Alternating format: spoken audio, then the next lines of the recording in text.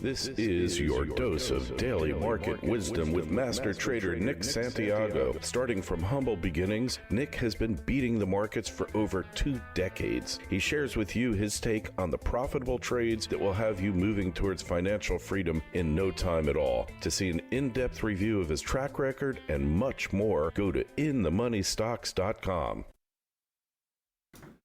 Welcome. This is your daily dose of daily market wisdom with Master Trader Nick Santiago. I'm Kerry Lutz. Today is the first business day of 2022, 1/3/22. Get used to saying that. And this is show number 353. Well, Nick, I hope you had a great New Year's holiday. The road ahead looks like it's going to be quite bumpy. But hey, will we have a January effect is the question. Well, everyone is looking for a January effect to take place. This is where the markets rally in the first month of the new year. I'm in the camp we're not going to have one. So I think you have to be very, very careful here in the start of the new year. I'm just letting everybody know my opinion here. That's all it is. But I think we're going to have a very, very, very bumpy January. I would not rule out a sell-off. I think there's a lot of money that was just sitting out here in the marketplace waiting for the new year, and they are going to take profits now. And I would be very, very careful going into the start of this 2022. And well, I would call you like the Grinch who stole Christmas, but Christmas has come and gone. So you're going to be the Grinch that steals January, huh? I think so. And that's okay, as long as I can navigate these markets. And 2021 was challenging. But, you know, it was what we call an inverted year. In fact, the whole world was upside down for that matter. So it just goes to show you how things played out. But I think you got to be very, very careful going into 2022. And I'm just putting it out there right now. You could listen to TV people, market, the news on CNBC or anywhere else. But I think you got to be very, very careful in this new year. All right. Well, so bond yields are starting to go up today, huh? Bond yields are soaring and roaring. In fact, as we speak right now, the 10-year yield is up almost 10 basis points. So we're now back above that 1.6% level on a 10-year. The 30-year yield is flying as well, up over 9 basis points. So I think you really, really got to be on your toes. I think yields are going a lot higher. And again, you know, I've been saying that for a long, long time. But here we are, and we are seeing the markets, you know, telling us. And that's all you need to follow. Bond yields are going up. They got a lot more to go as well. Wow. Well, that will be kryptonite to the economy because this whole economy is working on free money. Once you actually have to start to pay anything approaching market interest rates, that will affect everything.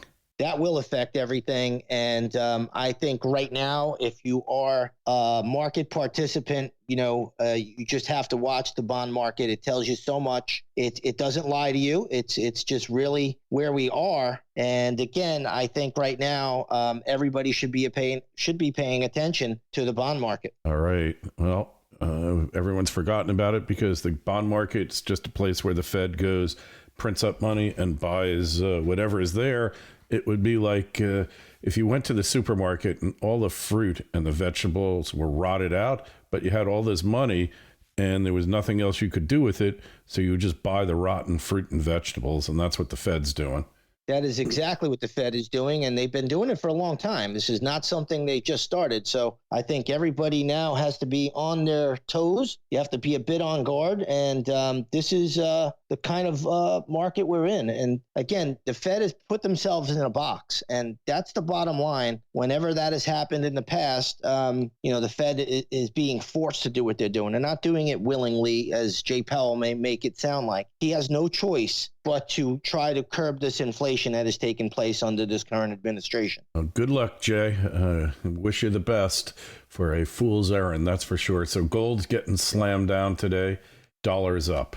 That's right. Gold is getting slammed today, and I think everybody probably knows the reason. And the reason is because yields are soaring, the dollar is stronger, and again, gold is getting hit. But there's no real secrets. It's had a good bounce, but I've been under the telling everybody on here for a while now that it's just a bounce. Ultimately, gold's got to go a little bit lower before we put in that final low. Probably so. What's the dollar index looking like today, by the way, Nick? Yeah, the dollar right now is pretty strong. The new contract, which we are in the H contract, which is March, that's up 0.75%, trading at $96.30 for the U.S. dollar index, better known as the Dixie. Okay, so keep your eye on the Dixie as well. Although, the way everything's manipulated now, how much of a difference it's really going to make in the long run? Good question. Bitcoin. So Bitcoin weak.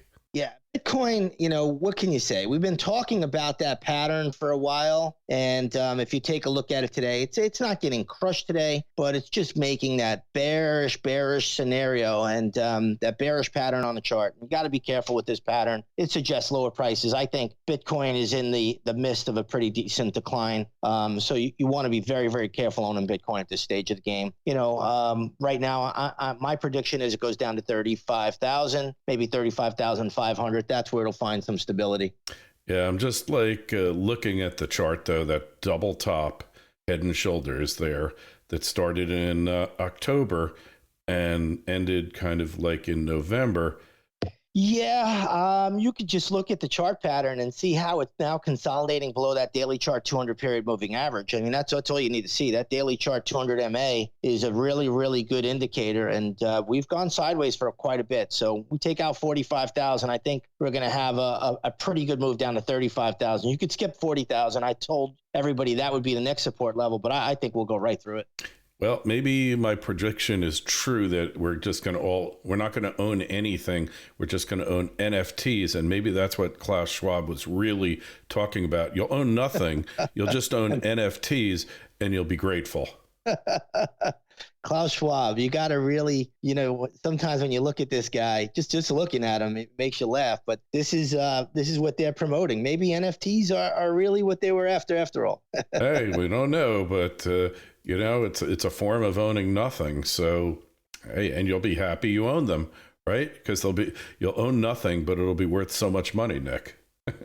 Kerry, without a doubt, I have to say, if you ever look at their agenda, and they pulled off quite a bit of it. There's a lot of important people that are there. But if you ever look at their agenda and really read it, it's frightening. And these guys, I guess they're the masters of the universe, or so they think they are. But, maybe NFTs is what they were all about from the beginning. That's the only thing I could figure. I understand the whole concept.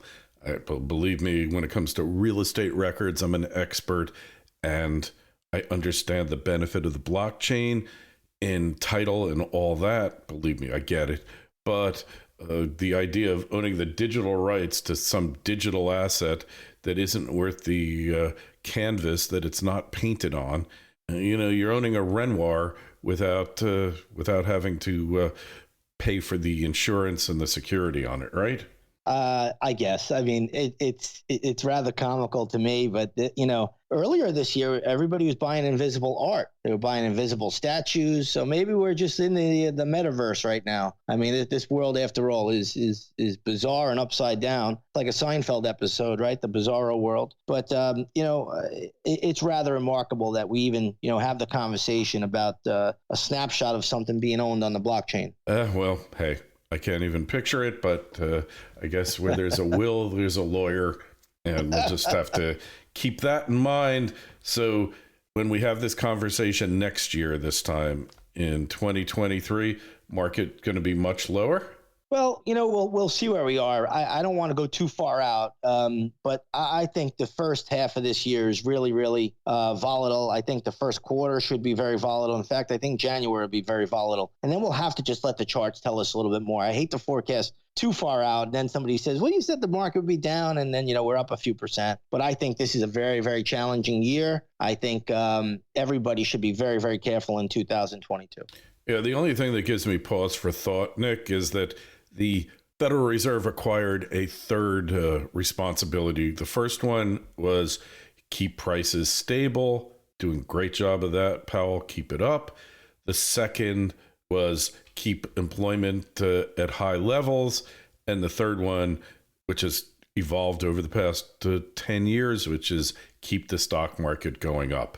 Well, that seems to be their number one goal, right? It's just to keep the stock market going up. In fact, if you look back at December of 2018, when we had our last 20% pullback, Jay Powell cut interest rates 3 times. He started his QE program. I mean, he couldn't get that stock market up fast enough. So, again, that's the one saving grace for anybody that is an outright bull, is that, you still believe that the central bank is here to continue to lift the stock market higher. So we'll have to see. It's a little bit of a challenge now that you have inflation where it is and as fast as it's moving, because now Jay Powell kind of has he's kind of caught in a box here, and what we would call in the past a pickle. It's gonna be tough navigating out of this pickle. All right, well, I guess we'll leave it at that. Make sure you go over to Nick's site, inthemoneystocks.com. Take a look, see how Nick has beaten the averages for decades now. And while you're at it, the Twitter feeds at ITMS, at Nick Santiago 01, at Kerry Lutz. Emails are welcome. We'll get to them in the next week or two. KL@kerrylutz.com. Nick, Happy New Year. We'll talk to you again on Wednesday. Happy New Year, Kerry. Thank you.